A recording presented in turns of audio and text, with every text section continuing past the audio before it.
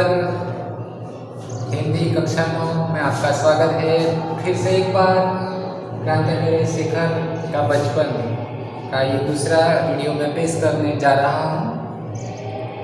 इसके लेखक हमने पिछले वीडियो में देखा था कि सच्चिदानंद हीरानंद वात्स्यायन इसके लेखक हैं। लेखक ने बचपन में किस प्रकार क्रांतिकारी शेखर में देश भावना थी उसके बारे में बताया था। उन्होंने एक नाटक भी लिखा था स्वतंत्र भारत के लिए, तो ये भी बात हमने लिखी थी। सरस्वती हरिश्चंद्र, सत्यवादी हरिश्चंद्र, इंद्रलोक का आरंभ से हटकर अंत में आ गया था, ये सारी बातें हमने देखी थी। तो अब दूसरे वीडियो में हम देखते हैं पन्ना 103 पर से ये परिच्छेद जो है तीसरा परिच्छेद, नाटक पूरा हो गया। शेखर ने सुंदर देशी स्याही से उसकी प्रतिलिपि तैयार की और उसे अपने पुस्तकों के नीचे छिपा कर रख लिया। सरस अक्षरों मस्त अक्षरों एम के लखी नाख्યું, प्रतिलिपि એટલે બીજી કોપી બનાવી અને પોતાના પુસ્તકોના નીચે મૂકી, કારણ કે ઘરમાં કોઈ જુએ તો તકલીફ થાય। पहले साहित्यिक प्रयत्नों की गति उसे अभी याद थी, इसलिए उसने अपना यह नाटक, यह अमूल्य रत्न किसी को नहीं दिखाया, सरस्वती को भी नहीं। पहला એને જે કંઈ બનાવ્યું છે લેખ તૈયાર છે એની દશા શું થઈ છે ઘરમાં, એમ કે પિતાજી હોય કે કોઈ ઘરના અન્ય વ્યક્તિ એને કઈ રીતે એમ કે ફાડી નાખ્યું છે કાં તો નાખી દીધું, પણ એટલે આ વખત તો કોઈને બતાવી જ નહીં આમ।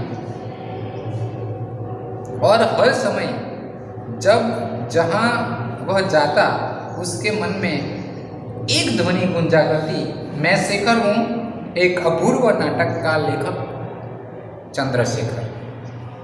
हूँ एम के शेखर छूँ, एक अभूतपूर्व नाटक नो लेखक छूँ चंद्रशेखर, और मैंने अकेले ही बिना किसी की सहायता के अपने हाथों से उसका निर्माण किया है। कोई सहायता लीधा वगर मैं आनु निर्माण कर्યું છે। स्वाधीन बाधाहीन भारत के उस चित्र का मैंने एक स्वतंत्र भारत, कोईपण प्रकारનો વિઘ્ન બાધા વગરનું એક स्वतंत्र ભારતનું चित्र मैं तैयार કર્યું છે। शेखर के पिता एक दिन के दौरे पर जा रहे थे और साथ शेखर भी था। बांकीपुर स्टेशन पर सामान रखकर पिता और पुत्र वेटिंग रूम के बाहर टहल रहे थे। शेखर कुछ आगे, पिता पीछे पीछे। इनके एक दिवस माटे बहार जता એટલે બાંકીપુર સ્ટેશન પર બધો સામાન એમ કે રાખીને વેટિંગ રૂમ પર એની બહાર આ બંને ફરતા હતા પુત્ર પિતા, અને शेखर थोड़ा આગળ ને પાછળ એના पिता। पास से एक लड़का आया और शेखर की ओर उन्मुक्त होकर अंग्रेजी में बोला, तुम्हारा नाम क्या है? अंग्रेजी में कहो कि व्हाट इज योर नेम, शू नाम है तारू? अंग्रेजी में बोला। शेखर ने सिर से पैर तक उसे देखा। लड़का एक अच्छा सा सूट पहने था, सिर पर अंग्रेजी टोपी और उसके स्वर में अहंकार था। शायद वह अपने अंग्रेजी ज्ञान का परिचय देना चाहता था। माथाथी पग सुधी જોઈ લીધો અને એક સરસ મજાનો સૂટ પહેરેલો હતો અને માથા ઉપર અંગ્રેજી ટોપી હતી અને એના અવાજમાં એક અહંકાર હતો। કદાચ એમ કહેવાય કે પોતાના અંગ્રેજી જ્ઞાનનો પરિચય આપવા માંગતો હોય એવું લાગતું હતું। शेखर को प्रश्न बुरा और अपमानजनक लगा। उसने उत्तर नहीं दिया, कुछ इसलिए भी नहीं दिया कि पीछे पिता थे और पिता की उपस्थिति में बात करते हुए झिझकता था। એનો જવાબ આપ્યો હોત એણે, પણ ના આપ્યો, કારણ કે પાછળ પિતા હતા। પિતાની હાજરીમાં એને बोलता थोड़ा संकोच हो। उस लड़के ने समझा कि उसका सामना करने वाला कोई नहीं है। यह लड़का शायद अंग्रेजी जानता ही नहीं। उसने तनिक और रौब में कहा, my name is, do you go to school? मेरा नाम है, तुम स्कूल में पढ़ते हो? એને એવું લાગ્યું પેલા છોકરાને કે આ છોકરાને જોડે હું જે વાત કરું છું એ કદાચ અંગ્રેજી જાણતો જ નથી, એટલે કહ્યું, તારું નામ શું છે? મારું નામ છે, અને તું સ્કૂલમાં ભણું છું પછી?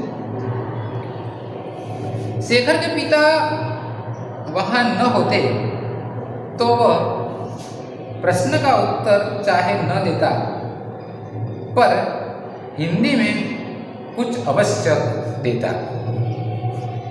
कदाच ये अंग्रेजी में जवाब ना आपत, पर तो कदाच पिताजी ना होता तो हिंदी में घणुं बधुं कही नाखता, जवाब आवेगा। उसके मन में यह संदेह उठ भी रहा था कि यह लड़का शायद कोई पाठ ही दोहरा रहा है। अंग्रेजी उतनी जानता नहीं, पर उसने घृणा से उस लड़के की ओर देखा, कोई उत्तर नहीं दिया। आम तो एवं लगતું કે છોકરાને ખરેખર કોઈ પાઠને એમ કે ગોખી રહ્યો હોય ને એવું લાગતું, એને કે બહુ જાજુ અંગ્રેજી નહોતું આવડતું, પણ છતાં એને તરફ ઘૃણાથી જોઈ અને એનો કોઈ જવાબ આપ્યો નહીં। पिता ने क्रुद्ध स्वर में कहा,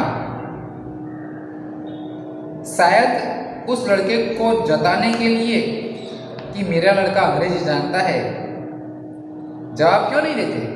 પેલા છોકરાને જણાવવા માટે મારા પિતાજી કહે, જવાબ આપને, જવાબ કેમ નથી આપતો કહે છે। शेखर और भी चिढ़ गया और भी चुप हो गया। वह लड़का मुस्कुराकर आगे बढ़ गया। पिता ने कहा, इधर आओ। शेखर उनके पीछे पीछे वेटिंग रूम में गया तो पिता ने उसका कान पकड़कर पूछा, जवाब क्यों नहीं दिया? मुंह टूट गया है? केम जवाब ना आप्यो? तारू मोढुं टूटी गयुं छे के छे?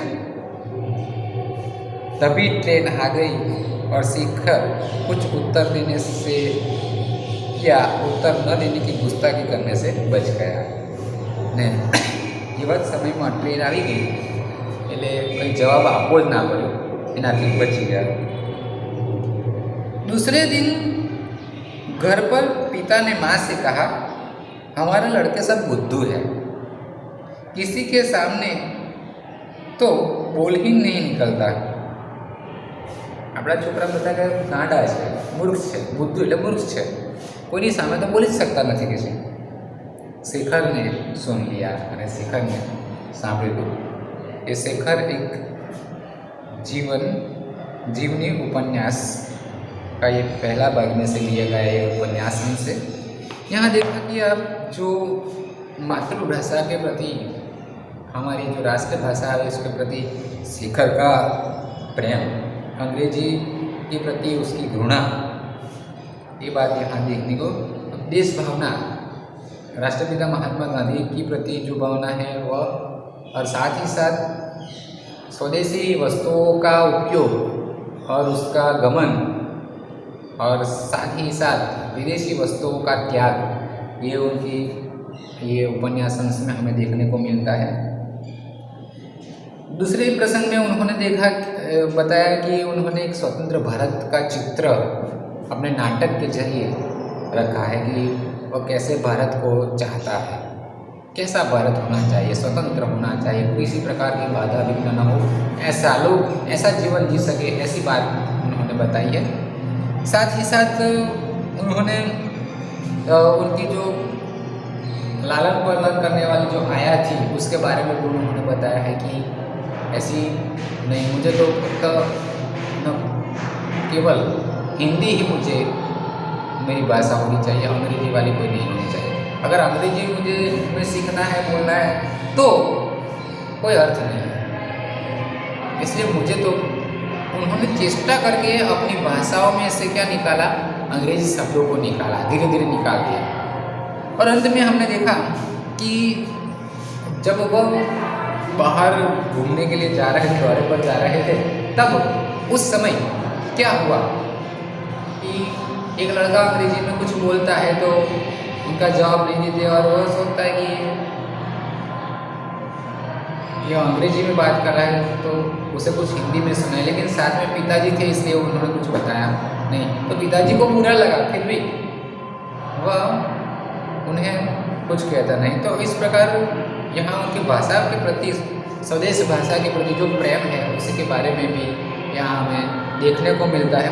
तो शेखर क्रांतिकारी जो शेखर है, तो शेखर का बचपन इस उपन्यास अंश में अग्नि जी ने यही बताया है कि देश के प्रति जो भावना होती है, हमारे जो क्रांतिकारी नेताओं की जो बचपन से लेकर उनके यौवन अवस्था तक जो भावनाएं थी, उनके मन में जो भाव थे, विचार थे, स्वतंत्रता के लिए जो विचार थे, वह बचपन से ही इतने ज्वलित थे कि वह देश की सेवा करने के लिए आगे बढ़ सके। तो इस प्रकार हम इस